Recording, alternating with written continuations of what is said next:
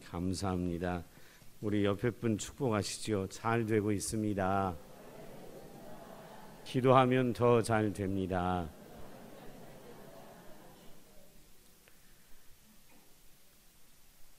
오늘은 저희 교회가 예배 후에 교회를 위해서 일하신 우리 장로, 권사, 안수 집사 되실 분들을 피택하려고 합니다. 그래서 오늘 특별히 제가 하나님이 쓰시는 사람이라는 제목으로 말씀을 여러분과 나누려고 합니다. 요즘 한국 교회를 보면 여기저기서 교회 안에 시끄럽게 싸우는 소리들이 많이 들려옵니다. 교회마다 교회 안에서 싸우는 교회들이 참 많아요. 그때마다 신자들이 교회가 이럴 수가 있을까라고 교회에 대해서 회의를 느끼고 신앙생활에 대해서 회의를 느끼는 사람들이 많습니다. 그런데 말이에요, 오늘 본문에 보니까 여러분 기독교 역사에 가장 건강했고 가장 이상적인 교회를 꼽으라고 하면 그 교회가 어느 교회인 줄 아세요? 그 교회가 어디예요? 기독교 역사에서 가장 이상적이고 건강했던 교회. 그 교회가 어느 교회입니까? 초대교회예요. 초대교회. 초대교회는 성령이 충만했습니다. 그리고 교회의 본질적 사명을 능력 있게 잘 감당하던 교회가 초대교회였습니다. 그래서요, 초대교회 이후에 모든 교회들 지금까지 앞으로도 마찬가지일 겁니다. 교회들이 어려움을 겪을 때마다 늘 하는 얘기가 있습니다. 초대교회로 돌아가자. 초대교회가 가장 이상적인 교회이기 때문에. 그런데 말이에요, 오늘 그 초대교회 성령 충만하고 교회 본질의 사명에 충실했던, 그리고 능력이 나타났던 그 초대교회가 싸우는 겁니다. 초대교회가 싸워요. 초대교회 제자들의 수가 점점 많아지다 보니까 돌봐야 할 사람들이 많아집니다. 여러분, 교회가 성장하면 성장할수록 돌봐드려야 할 분들이 참 많아져요. 좀 섭섭해하지 말고요. 우리 교회도 교인들이 많아지다 보니까 어른들이 많아져요. 그래서 추석이나 설날에 고기가 얼마나 많이 나가는지 몰라요. 예전에 10여 년 전에 제가 왔을 때는 용서하고 들으세요. 제가 어려운 분들 한 10가정을 이렇게 도왔어요. 설이나 추석 때. 근데 인원이 많아지다 보니까 이 목사 사례비 다 나가게 생겼더라고요. 그래서 안 되겠다 싶어가지고 2, 3년 지난 다음에 교회에서 어르신들이나 어려운 분들을 돕기 시작을 했어요.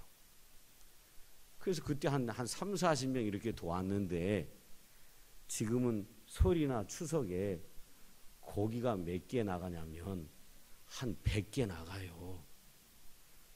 돼지 한 마리 잡는 거예요. 완전히 소 한 마리 잡고. 초대교회도 사람들의 수가 늘어나다 보니까 돌봐드려야 할 사람이 많아졌어요. 근데 이 돌봐드리는 과정에서 유대인들 가운데 크게 두 흐름이 있었는데, 헬라파 유대인이 있고 히브리파 유대인이 있습니다. 그러니까 이스라엘 땅을 벗어나서 살다가 이스라엘 땅을 벗어나서 살던 시대가 곧 그 시대가 헬라 로마 시대니까 이스라엘 땅을 벗어나서 살던 유대인들이 있었어요. 우리나라 사람으로 얘기하면 미국 이민 가서 사는 사람, 캐나다 이민 가서 사는 사람, 호주 이민 가서 사는 사람들, 이 사람들처럼 이스라엘 땅이 아닌 헬라 지역에 살고 있는 유대인들이 절기나 명절 때에 예루살렘 땅을 방문했다가 예수를 믿고 그리스도인이 돼서 그 땅에 정착해서 사는 헬라파 유대인들이 있고, 원래부터 이스라엘 땅에 살고 있는 히브리파 유대인이 있었습니다. 그런데 의도적으로 한 것은 아니었을 것입니다. 그런데 말이죠, 이 많은 사람을 돌보는 구제하는 과정에서 헬라파 유대인들이 자꾸 빠지게 되고 소외가 되는 것입니다. 그러다 보니까 헬라파 유대인들 가운데 원망이 터져 나오기 시작합니다. 원망이 터져 나와요. 예수님의 제자들이었던 사도들, 강력한 권위와 그리고 능력으로 초대교회를 이런 분들이 이끌었음에도 불구하고 초대교회가 원망과 갈등으로 흔들흔들 하는 것입니다. 그래서 사도들이 원인이 뭔가, 왜 이렇게 갈등이 일어나고 원망과 불평이 일어나는가, 원인이 뭔가, 원인을 찾고 그러면 해결책은 뭔가, 해결책을 제시하고 그리고 났더니 이 초대교회인 예루살렘 교회가 어떻게 됐는지를 보여주는 말씀이 오늘 읽었던 본문의 내용입니다.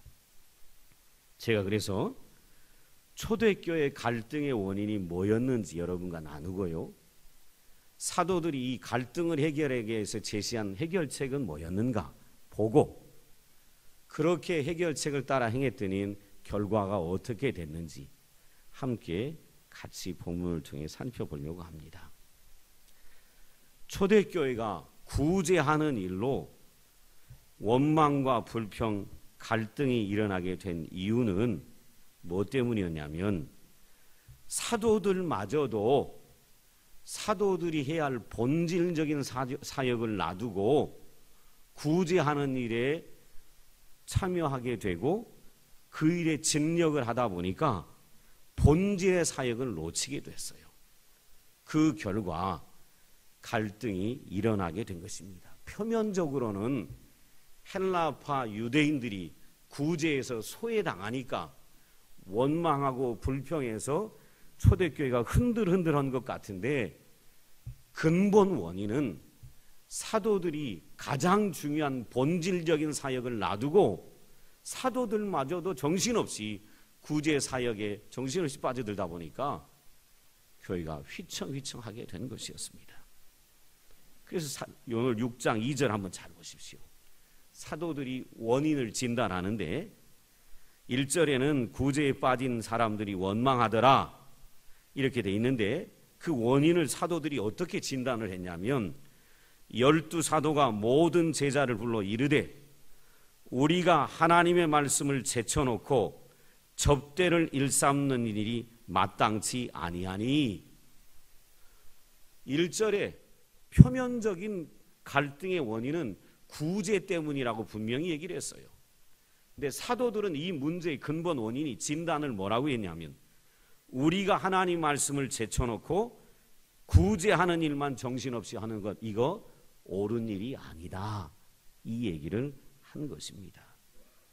그리고 나서 사도들이 결단한 게 있는데, 사람을 세워놓고 우리는 오로지 기도하는 일과 말씀 사역에 전무하리라 라고 사도들이 큰 결심을 하는 것을 볼 수 있습니다. 오늘 이 자리에 나온 사랑하는 성도 여러분, 여러분도 잘 기억하시면 좋겠습니다. 오늘날 교회도 여러분 보세요. 예수님으로부터 직접 가르침을 받았던 사도들, 오늘날은 사도가 없습니다. 어떤 사람이 오늘날 내가 사도다, 내가 선지자다 이런 얘기하는 사람은 제가 욕을 해서 좀 용서하세요. 욕을 해야 합니다. 그 미친놈입니다. 오늘날 사도와 선지자는 있을 수가 없어요. 사도와 선지자라는 말을 하는 사람은 미친놈이고 이단이고 거짓 선지자예요. 지금 이단들이 다 저 신천지고 구천지고 그리고 옆천지고 앞천지고 이것들이 전부 다 하는 말이 자기가 사도요 선지자요 메시아라고 얘기를 해요. 이건 다 가짜들이에요. 사도는 예수님을 직접 보고 예수님으로부터 가르침을 받고 예수님으로부터 명령을 들은 사람을 사도라 그래요. 그럼 오늘날 존재해요 안 해요? 안 하지요. 예수님 직접 본 사람이 어디가 있어요? 예수님한테 직접 들은 사람이 어디가 있어요? 예수님으로부터 직접 명령을 받은 사람이 어디가 있어요? 아무도 없지요. 그러니까 오늘날 사도는 존재하지 않는 거예요. 그리고 이 사도들은 능력이 많아요. 이 앞장에 보면 여러분 아시죠? 베드로가 한 번 설교하니까 몇천 명이 회개했다고요? 3천 명이 회개. 얼마나 능력의 사자 있는지 몰라요. 지금 아마 베드로가 와서 부흥한다면 포스터에다 이렇게 쓸 거예요. 불의 사자, 능력의 사자, 사람을 다 뒤집는 사자, 오면 당신도 뒤집힌다. 뭐 이렇게 될 거예요. 근데 그리고 여러분 아시잖아요. 사도 베드로와 요한이 성전에 기도하러 가다가 구걸하는 사람에게 이렇게 얘기했잖아요. 내게 너게 줄 은과 금은 없지만 내게 있는 것으로 내게 주노니 나사렛 예수 이름으로 일어나 걸으라. 그때 안전뱅이가 벌떡 일어나서 걷고 뛰고 하나님을 찬양했다고 그러잖아요. 여러분 이런 권능 있는 분들이 목회하는 예루살렘 교회가 지금 흔들흔들하는 거예요. 그러니 여러분 오늘날 교회들이 문제가 있는 건 당연한 거예요. 교회를 보고 문제가 있다고 넘어지는 사람, 교회가 문제가 있다고 회의를 느끼는 사람, 그 사람들은 신앙이 아직 어린아이예요. 성숙하지 못한 거예요. 사도들이 12명이나 있는 교회도 흔들흔들해요. 그러니 사도의 100분의 1도 안 되는 현대교회 목사들 혼자 하는 교회에 이 교회가 흔들흔들 안 하는 게 놀라운 일이에요. 놀라운 일이에요. 사도 12명 있는 교회도 흔들려 버렸다니까요. 여러분 알아두세요. 오늘날 교회가 여러 가지 문제가 있는 것 당연한 것입니다. 문제가 있다고 이상한 일로 여기시면 안 됩니다. 중요한 것은 문제가 어디서부터 왔는가를 분별하는 것입니다. 여러분, 교회를 가장 교회되게 하는 게 뭘까요? 가장 교회가 해야 할 본질적인 사역이 뭘까요? 그건 이거예요. 교회는 말씀을 가르치고 말씀을 전하는 곳이에요. 이 본질적인 사역에 충실하지 않으니까 교회가 구제 가지고 휘청휘청하는 거예요. 사도들이 하잖아요. 12사도가 모든 제자를 불러놓고 하는 말, 우리가 하나님의 말씀을 제쳐놓고 접대 구제하는 일 같고 이러쿵 저러쿵 하는 건 옳지 않은 일이다. 교회가 가장 중요하게 할 사역이 뭐냐? 예수님이 우리에게 주셨던 말씀을 잘 가르치고 그걸 모르는 많은 사람들에게 복음을 전해주는 사역, 이것이 교회의 가장 본질적인 사역이라고 12사도가 오늘 예루살렘 교회의 문제점을 바르게 분별하고 지적하는 걸 볼 수 있어요. 오늘 나와 예배하는 성도 여러분, 교회는 말씀을 가르치고 말씀을 전파하는 곳이에요. 이 일에 온 성도가 관심을 갖고 이 일에 열심을 내게 되면 교회는 건강한 교회가 되는 거예요. 이런 데 관심이 없고 다른 데 관심이 있으면 교회는 늘 갈등하게 돼요. 예를 들면 우스갯소리 할게요. 얼마 전에 한 2주 전에 우리 교회가 승합차나가 하도 오래돼서 제가 13년 전에 올 때 우리 교회가 승합차 9인승, 10인승 2대를 샀어요. 제가 오는 해예요. 그래서 저는 알지요. 그 차 중에 10인승이 너무 오래 타가지고 매연을 너무 많이 뿜어서 교체를 했어요. 2주 전에. 근데 예를 들면 이제 그런 거예요. 말씀을 가르치고 복음을 전하는 일에는 관심이 없고 12인승 차를 사는데 스타렉스를 사자, 투리스모를 사자, 아니면 코란도를 사자 하고 교회가 세 판이 나눠져 가지고 머리 터지게 싸우는 거예요. 교회의 본질은 차 사는 게 아니에요. 스타렉스면 어떻겠어요? 투리스면 어떠고 코란도면 어떻겠어요? 아무거나 타면 되는 거지. 맞지 않아요? 근데 교회가 다 이렇게 싸우고 있어요. 한국 교회가. 세계 교회도 마찬가지죠. 그 외에 많은 일들이 있죠. 많은 시설을 이거 하자 저거 하자 이거 하자 저거 하자 하다가 싸워. 말씀을 배우고 말씀을 가르치고 말씀을 전하는 애는 아무 관심이 없고 쓸데없는 비본질적인 일로 머리 터지게 한국교회가 싸우고 있는 거예요. 안타깝죠. 안타까워. 교회의 근본적인 교회를 교회답게 하는 것은 말씀이 교회를 교회답게 하는 것이라는 사실을 오늘 나온 예배하는 성도들은 꼭 기억하시기 바랍니다. 개인의 신앙생활도 마찬가지예요. 여러분이요, 말씀에서 멀어지는 그 순간 여러분은 하나님과 멀어지고 세상과 짝하는 사람이 되고 그리고 점점 그 신앙은 흔들흔들하는 신앙이 됩니다. 기억하셔야 돼요. 교회 오는 것으로 신앙이 서지 않아요.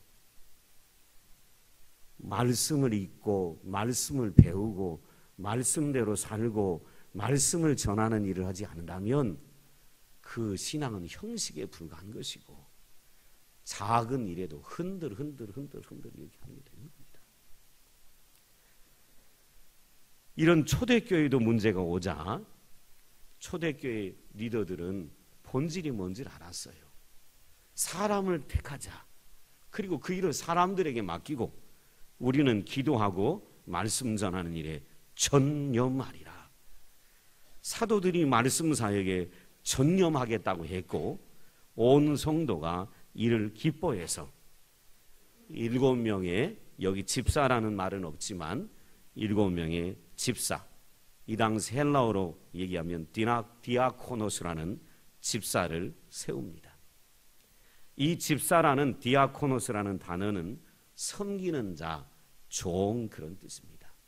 여러분, 교회의 직분자는 권력도 아니고 자리도 아닙니다.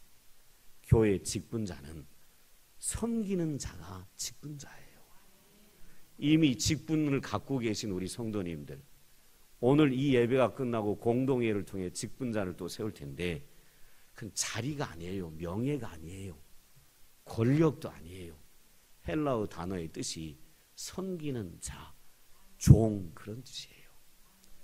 오늘 혹시 피택되는 분이 있다면 모든 성도를 섬기는, 교회를 섬기는 종과 같은 직분자들 되시길 주의 이름으로 축원합니다. 이 직분자를 뽑는데요, 여러분 잘 보셔야 합니다. 오늘 우리도 이 직분자를 세울 텐데 보세요. 사람을 세우는 데 중요한 건 재능이 아닙니다. 뛰어난 은사가 아닙니다. 사람을 세우는 데 중요한 건 인격입니다. 인격이에요. 어떤 사람을 세우자고 하냐면 여러분 잘 보세요. 3절. 형제들아, 너희 가운데서 성령과 지혜가 충만하여 칭찬받는 사람 7을 택하라. 우리가 이 일을 그들에게 맡기리라 라고 얘기합니다. 여기 여러분 재능이 있습니까? 노래 잘하더라, 연설을 잘하더라, 손기술이 있더라, 뭐 이런 재능이 있습니까? 없습니다.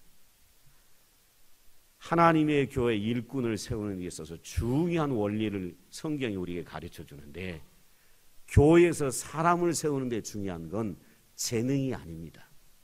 인격이에요. 지식이 많은 사람, 박사학위 가진 사람, 세상에서 성공한 기업의 오너 이런 얘기 하나도 없어요. 인격을 얘기해요. 오늘 본문에 뭐라고 되어 있어요? 성령과 지혜가 충만한 사람, 그리고 칭찬 듣는 사람 7을 세우라고 합니다. 어떤 사람일까? 제가 조금 더 구체적으로 설명하면 순서대로 설명할게요.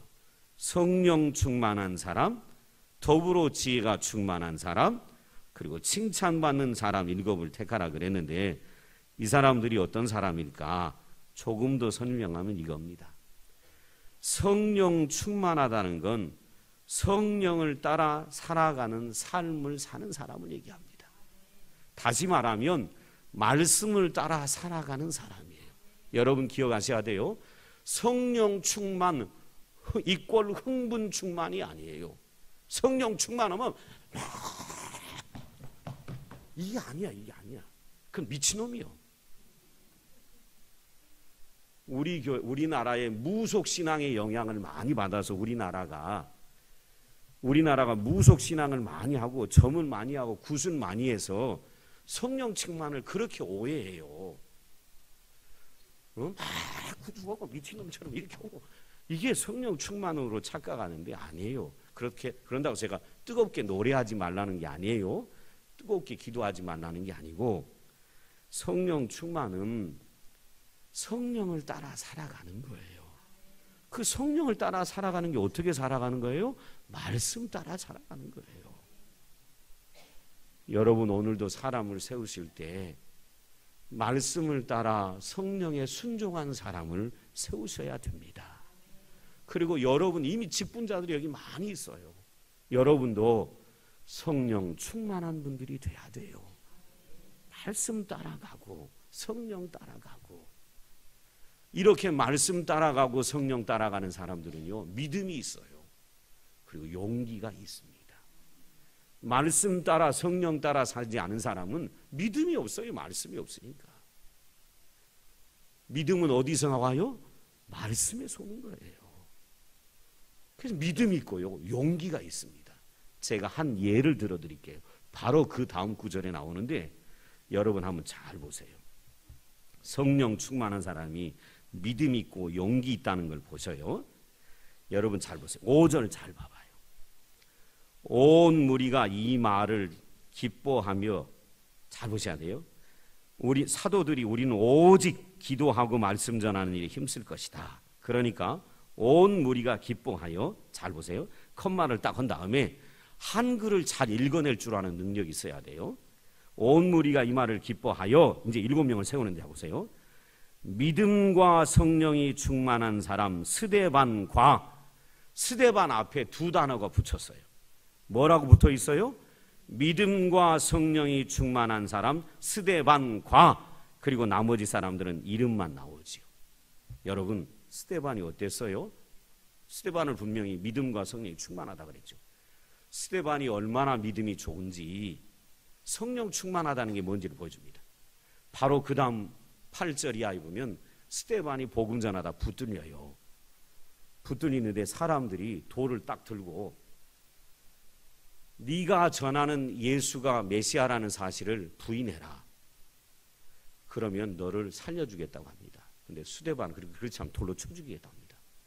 근데 스데반은 당당하게 내가 믿는 예수에 대해서 수많은 사람들에게 선교를 하고 그 자리에서 돌에 맞아 죽으면서도 이렇게 합니다. 사람을 원망하는 게 아니라 하나님, 저들이 알지 못하여 이렇게 무지한 짓을 하오니 저들을 용서하여 주옵소서. 이렇게 하고 돌 맞아 죽습니다. 얼마나 믿음이 좋습니까? 얼마나 용기 있는 사람입니까? 용서하고 들으세요. 오늘 많은 사람들이 교회에서 신앙생활 한다고 하는데 바깥에 가서 떳떳하게 예수 믿는다는 말조차도 안 하는 사람들이 많아요. 조용히 직장생활하고 조용히 사업을 하고 내가 예수 믿는 그리스도인이라는 말 자체도 안 해. 그래도 어느 날 돼가지고 사람들이 옆에서 보고, 당신도 집사였어? 당신도 장로였네? 어이가 없다 이 말이죠. 안 믿는 사람들이. 이렇게 세상에 나가서 예수 믿는다는 그 자체도 숨기고 사는 그리스도인들이 많아요. 근데 스데반은 돌을 딱 들고 쳐 죽이려고 하는데, 죽이려고 하는 많은 사람들한테 당신도 예수 믿어야 구원받는다. 그리고 용기 있게 복음 전하다가 돌 맞아 죽습니다. 원망하지도 않고요. 미워하지도 않고요. 돌 맞아 죽어요. 이게 성령 충만이에요. 성령 충만은 말씀 따라 살아가고 믿음을 지키고 용기 있게 살아가는 거예요. 이게 아니에요. 교회에서는 이렇게 하는데 바깥에 가서는 한마디도 안 해. 예수 믿는다는 게. 그건 성령 충만이 아니에요. 사도들은 집사를 세울 때 성령 충만한 사람을 세웠습니다. 그 다음 보시죠. 지혜로운 사람을 세웠다고 합니다. 지혜가 뭡니까? 이거예요. 최상의 수단을 가지고 최상의 목적을 이루어내는 능력을 보여주는 사람, 이 사람이 바로 지혜로운 사람인 것입니다. 정직하고 선할 뿐만 아니라 일을 하는데도 능력 있는 사람, 이 사람이 지혜로운 사람이에요. 이런 사람을 세웠다는 것이지요. 오늘 우리 교회 직분자 되시는 분들, 또 앞으로 직분자가 되실 분들, 여러분도 지혜로운 분들이 되시기를 주의 이름으로 축원합니다. 이렇게만 되면 안 돼요. 저 사람 착해, 근데 무능해, 이렇게 되면 안 돼요. 오늘 이 지혜로운 사람은 정직하고 선할 뿐만 아니라 하나님의 일을 이루어가는데도 능력을 보여준 사람을 지혜로운 사람이라고 얘기하는 것입니다. 오늘 지혜가 부족한 분들은 주님이 얘기하셨죠. 지혜를 구하라고. 지혜를 구하시기를 바랍니다. 그래서 하나님의 일을 할 때도 능력 있게 감당해내는 주의 일꾼들 되시길 주의 이름으로 축원합니다. 사도들이 한 가지 더 인격 있는 사람을 세웠는데 그 사람이 누구냐면 칭찬받는 사람이었습니다. 여러분, 성령 충만해야 합니다. 그리고 지혜로워야 합니다. 그런데요, 더불어 신자는, 직분자는 칭찬을 들어야 합니다. 디모데전서 3장 7절에도 이런 말씀이 있지요. 장로와 집사를 세우는 데 있어서 외인들에게서도 선한 증거를 얻는 자라야 할지니 라고 그랬습니다. 여러분, 교회 장로, 권사, 집사가 세상 사람들에게 비방을 듣는 사람이라면 그건 교회 집사, 장로, 권사 되면 안 됩니다. 세상 이웃들한테도 저 사람은 참 인정할 만한 사람이야 라고 신뢰받는 사람이어야 합니다. 혹시 이미 직분자 되신 분들, 또 앞으로 되신 분들, 주위 이웃들로부터 좋은 평판을 듣는 사람, 그 사람이 바로 칭찬받는 사람입니다. 교회가 이런 사람을 세워야 교회가 욕을 먹지 않습니다. 여러분 한번 생각해 보세요. 우리 교회 장로, 우리 교회 집사, 우리 교회 권사인데 동네에서 용서하고 들으세요. 맨날 거짓말만 쳐. 이웃 사람들 거 어떻게 하면 속여서 뺏어 먹을까 그 생각만 치고. 그런 사람이 우리 교회 장로, 권사, 집사라고 생각해 봐요. 그러면 주변 사람들이 뭐라 그러겠어요? 아니, 평안교회는 도대체 어떤 교회인데 저런 사람도 장로로 세웠어. 저런 사람도 집사로 세우고 저런 사람도 권사로 세웠을까? 평안교회는 완전 개판인가 보다. 이렇게 얘기 듣지 않겠어요? 그러니 이미 직분자인 저나 여러분이나 앞으로 피택될 분들은 주위 이웃들한테도 좋은 평판을 듣는 사람들이 돼야 합니다. 저나 여러분을 딱 보면 아무 말 안 해도 이렇게 얘기해야 돼요. 주변 사람들이 딱 보고 이용범 장로님이 할 테니까 용상 들으세요. 딱 이 장로님을 보고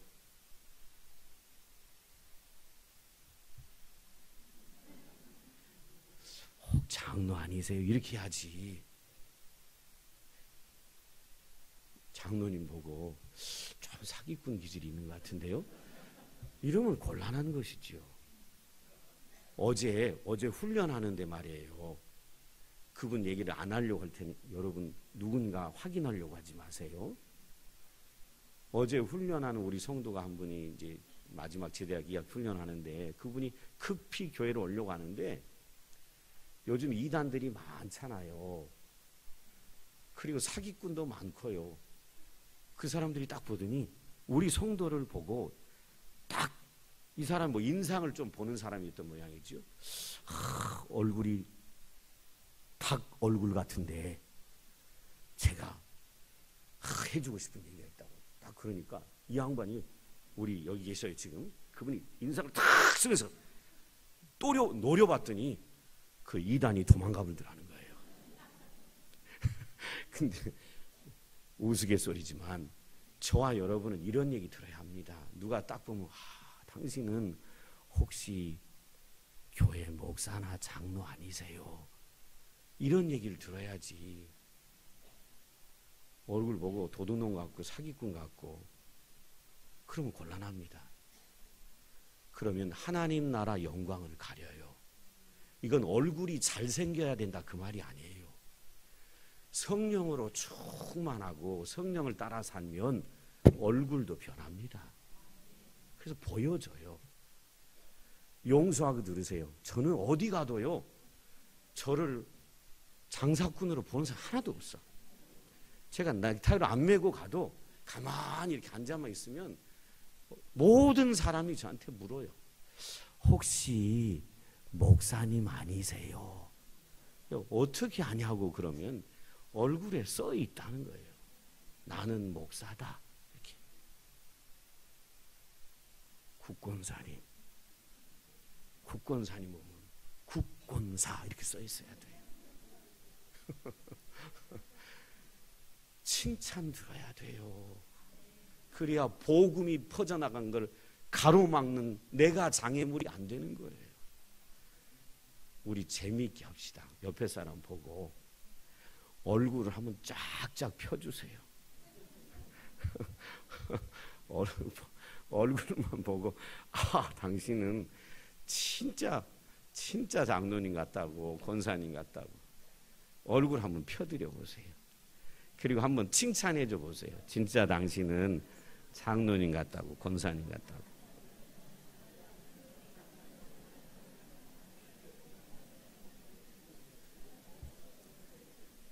여러분, 제가 사도들이 초대교회 문제를 어떻게 해결했는지 말씀을 드렸어요. 문제의 원인은 구제가 문제의 원인이 아니었어요. 초대교회가 가장 중요한 말씀 전하는 사역을 잠시 소홀히 하는 바람에 문제가 일어났던 거예요. 오늘도 교회는 말씀을 가르치고 말씀 전하는 일에 전심을 기울여야 합니다. 그렇지 않으면 교회의 존재 의미가 없어져요. 교회답지 못한 교회가 돼요. 그리고 그 일을 감당하기 위해 사도들 혼자는 12를 안 되니까 사람을 세웠어요. 그 사람들을 신실한 사람을 세웠지요. 성령 충만하고 지혜 충만하고 칭찬 듣는 사람들을 세웠어요. 그래서 문제를 해결합니다. 교인들도 너무 기뻐했다고 그랬어요. 그 결과가 어땠을까요? 여러분 이것만 보고 말씀 마칠게요. 7절 한번 보세요. 7절 하나님의 말씀이 점점 왕성하여 예루살렘에 있는 제자의 수가 더 심히 많아지고 허다한 제사장의 무리도 이 도에 복종하니라. 아멘. 여러분 말씀에 교회가 집중하니까 교회가 뭐했어요? 부흥했어요. 사도들이 말씀 사역에 집중한 결과 제자들의 수가 심히 많아졌고 심지어 여기 허다한 제사장이라 그러는데 이 당시에 복음을 전하는 가장 많이 대적했던 사람들이 누구냐면 제사장이에요. 적대적인 사람들이 복음 증거에 적대적인 사람들이 제사장이었는데 이 제사장들마저도 허다한 제사장이 복음 앞에 복종하고 돌아왔다는 거예요.